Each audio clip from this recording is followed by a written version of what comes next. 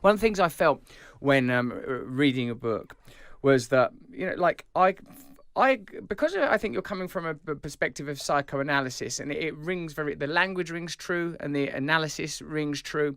Where I feel. One question I was keen to bring to you is when you talked about skateboarders in I think it's the last but one chapter, and that spirit of a young Courage. people, courage, and a willingness to try dangerous things and to push forward.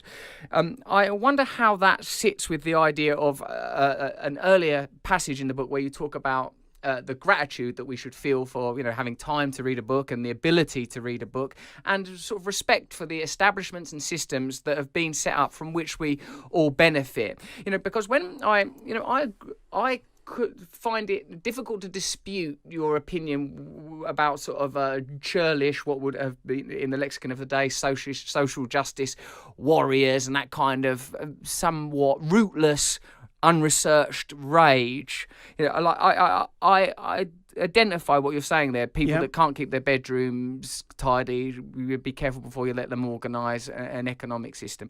But similarly, where is change going to come from? Who is going to challenge tyranny? Yeah. Is it going to be? Those are the sorts of twin forces that we have to contend with across the political spectrum. So I could run through something quickly to put the things that you just brought up in perspective. Let's say. Okay. So the first thing is that hierarchies, if you're going to value some things more than others, then hierarchies are inevitable.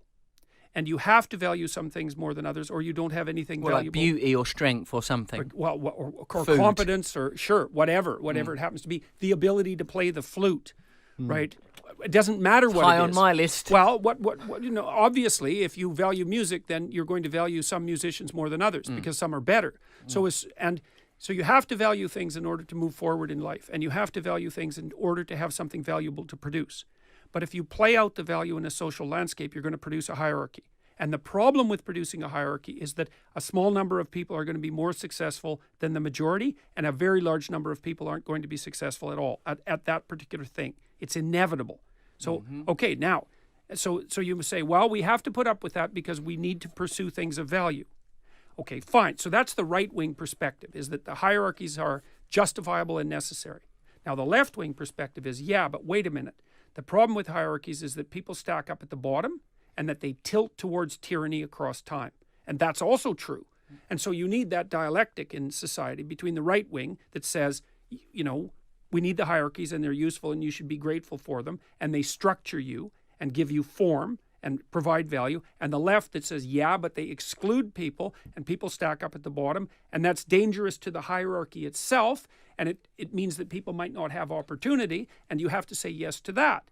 The problem comes, and this is the situation we're in right now, where the radical leftists, and this is mostly a problem that really permeates the universities, the radical leftists say, but all hierarchies are just tyrannical power. It's like, oh no, they're not.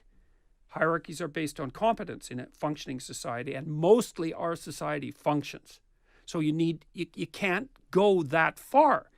Now, that doesn't mean that hierarchies don't tilt towards self-interest and tyranny across time, but that's a bad thing. It's even a bad thing from the conservative perspective. So there's room for the left. There's room for the left because the poor will always be with us. That's the reason that there's room for the left, and that the dispossessed need a voice, not least because there are talented people among the dispossessed, and if they're stuck at zero, everyone suffers because we don't have access to their talents. It's bad use of resources. But on the right, it's like, no, we need the damn value hierarchies, and we need to be grateful for our traditions and our structures because they stop us from degenerating into chaos. Also, across our society, numerous hierarchies emerge, and at some point decisions are being made about which thing, is it being a brilliant flautist or brilliant at tennis or brilliant at owning land or controlling energy resources or dominating financial systems? Which are the hierarchies that are most important? And also it's the way that resources are designated, and challenging those hierarchies seems to become almost impossible. When I was leaving the hospital the brilliant hospital that's been taking care of my mother recently. I sort of like, when at the level of crisis and trauma and tragedy, they are excellent. They've got the sort of the best doctors. The guy Martin Griffith that operated on her bowel, he's like a fantastic surgeon. It's in fact him that Trump was quoting when he talks about European hospitals with blood spattered floors from knife crime. It was a sort of a mangling of a quote that this Martin Griffith had given. And then sort of like I step outside, like sort of I'm driving along Whitechapel Road, and there are electronic advertising boards, and that require energy to tell me to eat, sort of McDonald's or Kit Kats or whatever. And there's so much poverty on that street. There always has been in that part of East London, terrible poverty. And I feel there are moments when I helicopter out to the macro, a perspective that no individual can long hold, a weight that can't be long borne. But in that moment, I think, why is this hospital struggling for resources when we can afford to run electronic adverts for McDonald's? Who gets to decide how collectively and individually do we determine where resources and where power, both in terms of energy but also in terms of human power, end up? How are these decisions made?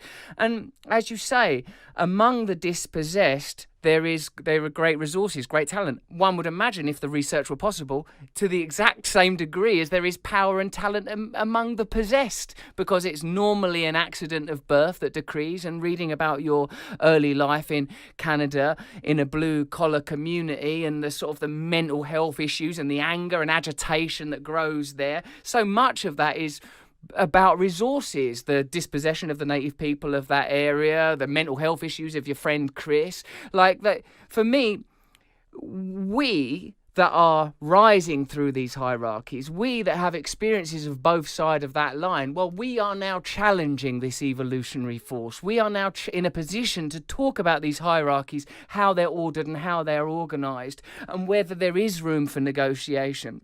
Well, it's up to us to do that. Because we have mustn't to keep, we? So don't you think there's a risk in conservatism of saying, well, this is how the cards have fallen? And of course there is. That is the risk in conservatism. So how do we confront that? Well, the risk is that the hierarchies ossify and turn to stone, and then there's no mobility. And the idea that things can turn to stone and they become tyrannical is an extraordinarily old idea. For example, in the story of Exodus, the story of Moses, so the Egyptians are portrayed in that story as tyrannical conservatives, essentially, right? And they're masters of stone. And Moses is a master of water, and water is the thing that dissolves. And so that drama is being played out in these stories that are thousands of years old. And in the Egyptian story, the ancient Egyptian story of Osiris and Horus, Osiris is the old king who becomes too rigid.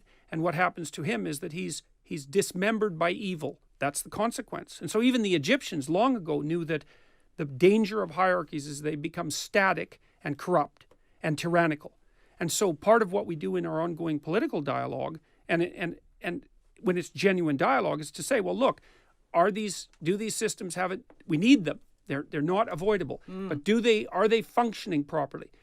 Are they loose enough so that people can move? Are they serving the broader good? Or have they degenerated into something that's too tyrannical? Now, you kind of pointed to both of those in the way you formulated that question, because you said, look, well, my mom was in the hospital and she needed care.